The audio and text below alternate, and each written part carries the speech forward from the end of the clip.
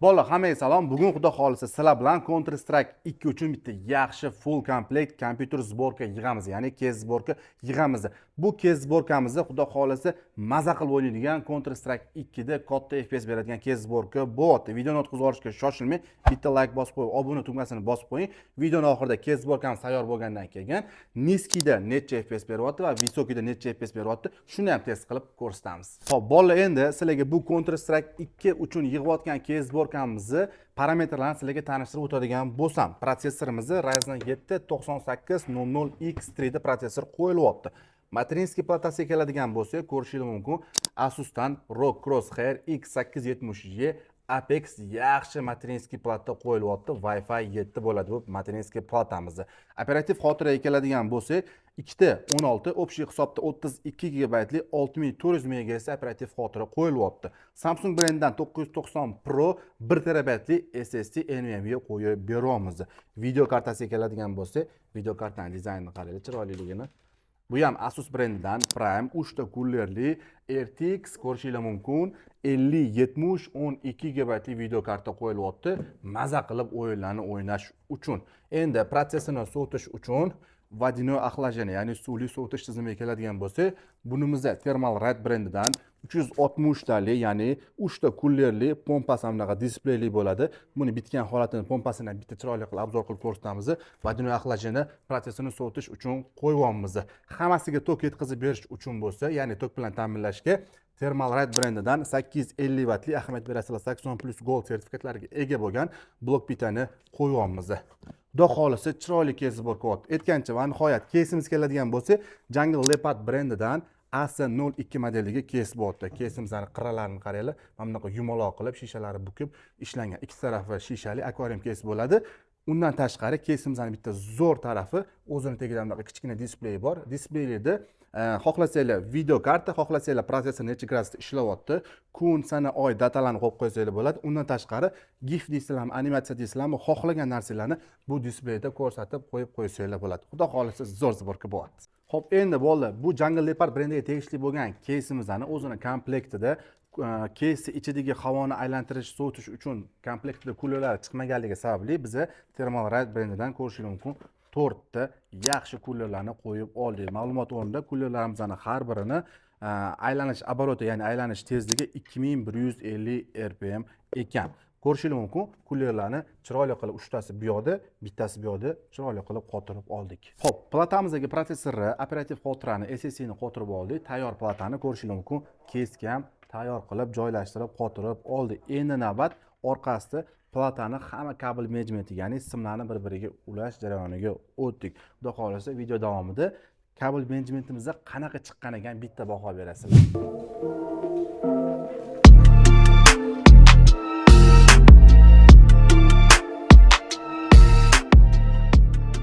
Xudo xolisa hamma simlarni ulab oldik plataga. Endi водяное охлаждениeni qo'yish jarayoniga yetib keldik. Thermalright brendidan 360 tali 3 ta kullerli pompasi displeyli водяное охлаждение, ya'ni suvli sovutish tizimi qo'yamiz.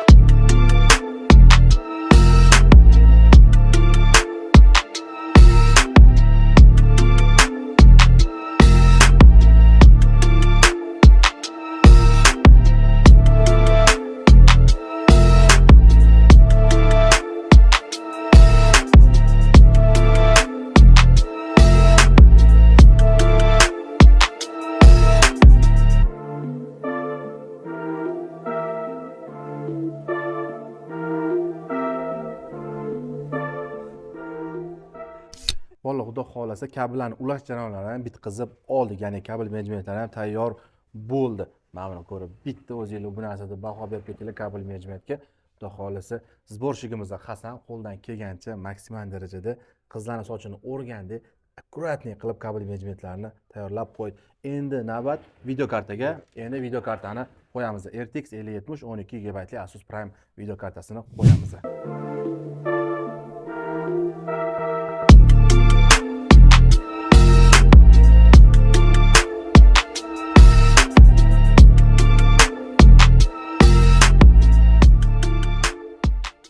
Xudo xohlasa ko'rib turganinglardek video kartadan ham qo'yib oldik va shu bilan kezborkamiz tayyor bo'ldi. Buni faqatgina hozir qolgan ishlari Windows urishimiz kerak, optimizatsiya qilishimiz kerak, driverlarni urishimiz kerak. Xullas ozgincha ishi qoldi. Atak kompyuterimizdan yig'ilish jarayoni to'liq 100% tayyor bo'ldi. Yoqsa bo'ladimi? Yo'q. Juda ham chiroyli chiqdi ko'rib turganinglardek. Mana boya aytib o'tirdim sizlarga, kichkina displeyi bor. Xohlagan narsalarni qo'yib qo'ysanglar bo'ladi. Animatsiya deysizlarmi, GIF deysizlarmi, video deysizlarmi, o'zini programmasi orqali protsessor va video karta necha gradusda ishlayapti, kun, soat, datalarni ham ko'rsatib turadi. Kezborkamiz xudo xohlasa chiroyli chiqdi. Qolgan ozgina qolgan ishlarni ham bitkazib yuborsa, keyin sizlar bilan birgalikda buni test qilib ko'ramiz.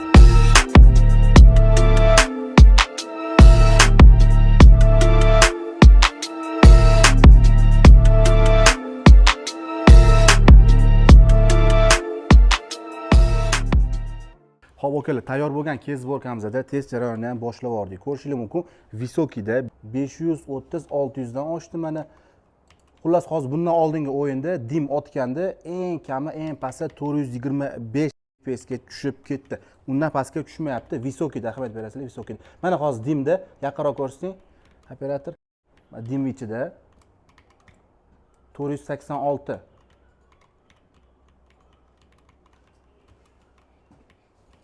500 uji bunda uji mana 470, 440, 421. Okalar, Counter Strike 2 uchun yig'gan bu kezborkamizni test natijalarini o'zingizlar ko'rdinglar. 550-600 FPS Visokida, Niskida bo'lsa 700-750 FPS beryapti. Sizlarga ham shunaqa o'yin uchun yaxshi, moshniy, monster, full komplekt kompyuter sborkalar kerak bo'lsa, bemalol bizning do'konimizga murojaat qilsanglar bo'ladi. Obuna bo'lishni unutmanglar. Keyingi videolarimiz bundan ham qiziqroq bo'ladi.